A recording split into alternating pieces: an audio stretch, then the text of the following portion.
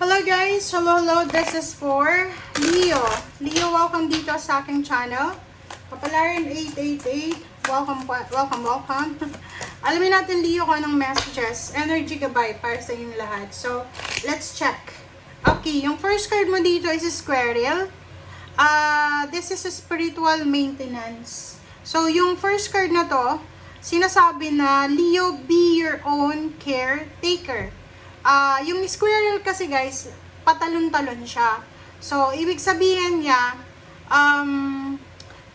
wala siyang permanent address, parang ganon, 'di ba?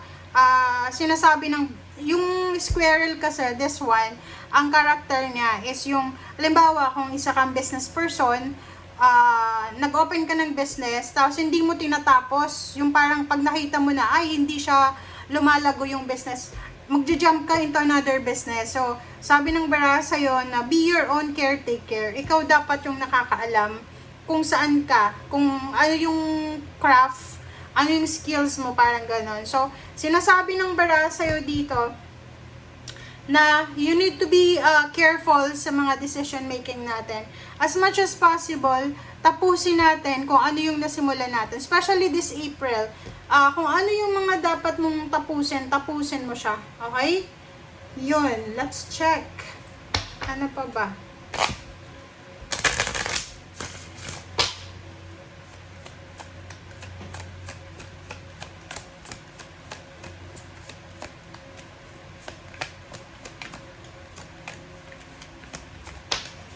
Alright, blessings. Wow, Leo, congratulations. Okay, congratulations. Congratulations sa lahat ng Leo kasi this April, sinasabi ng bara sa'yo na isang napakabilis na biyaya, blessings, financial blessings, victory, success, pagpapala ang posibleng darating sa'yo. Congratulations. Congrats, Leo. Okay? So, sinasabi ng bara sa'yo na lahat ng pagtsatsaga, lahat ng pagtitiis, pagod kasi yung squirrel, pagod siya diba? So, lahat ng pagtitiis, pagtsatsaga, pag-sacrifice mo ay may kapalit na blessings. Wow! Congratulations, Leo.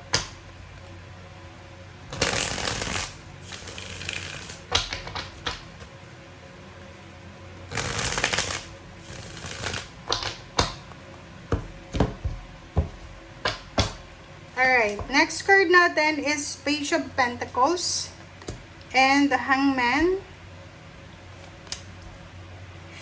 the Lovers, okay, Two of Cups is love life. Okay, so yun, sinasabi ng bara sa'yo dito, Leo, makinig ka ha, kasi there's incoming financial success or there's an incoming financial blessing sa buhay mo. But you need to, parang halimbawa, you're busy with your work, with your job, with your business. And you're married, you're having a relationship, boyfriend, girlfriend, live-in partner. Sinasabi ng bara sa'yo na, like for example, this April, may plano kayo ng asawa mo or ng boyfriend, girlfriend mo or ka-live-in mo. Like you're planning to travel.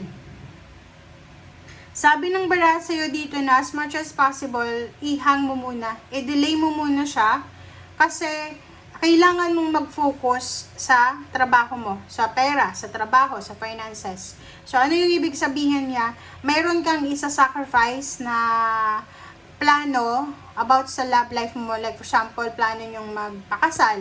Hindi ka muna magpapakasal kasi busy ka sa career mo. Like yun, level up ng relationship, magli-live-in, hindi ka muna makikipag-live-in kasi busy ka sa trabaho mo. At the same time, new direction, like you're planning to travel with your love life, hang muna siya sa month of April. Vacation, ganun din, kasi diba,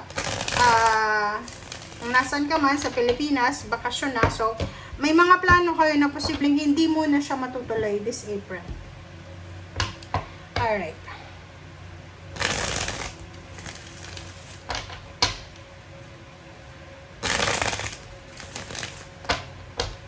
Alright, let's check the Page of Pentacles. Page of Pentacles is, wow, this is Page of Wands. So, maganda. Sabi ng bara sa'yo dito, ano man daw, Leo, na pinagkakaabalahan mo ngayon, it will give you so much success sa future. And at the same time, it's parang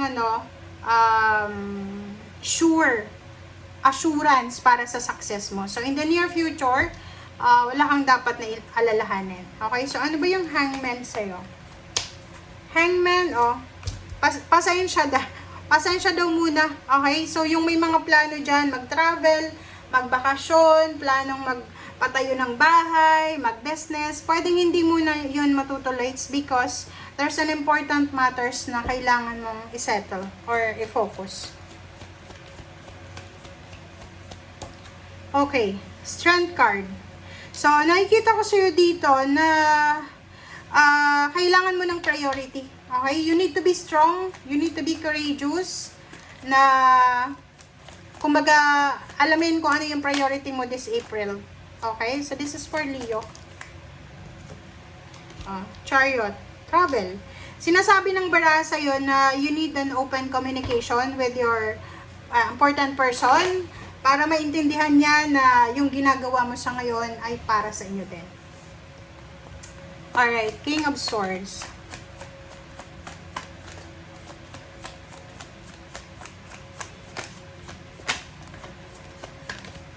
Okay, King of Swords. Diba?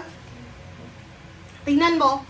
Ang sabi ng King of Swords sa'yo, tsaka ng The Hermit, ay kailangan natin na mag-focus sa kung ano yung plano natin for the future. Sabi Leo ng baraha, you need to focus sa current na situation mo para yung future mo ay maging maganda. Kumbaga, siguro dati hindi ka masyadong aware sa mga actions mo and reactions, solution, and resolution. But this month of April, there's a realization sa'yo na importante palang magplano, importante pala na maging parang focus tayo sa isang bagay. Kasi 'di ba, may kasabihan nga na 'di ba, kailangan wag nating pagsabay-sabayin. Kailangan isa lang yung bigyan natin ng focus. Okay?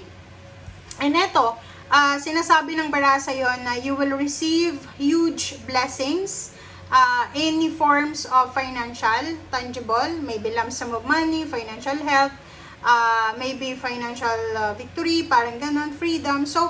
So much opportunity, so much blessings ang paparating sa'yo na pwedeng magdala sa'yo ng sobrang happiness. So, focus ka ngayon na kung ano yung kailangan bigyan ng focus, dun ka magpo-focus ngayon. Okay? So, thank you guys for watching and see you again. Bye!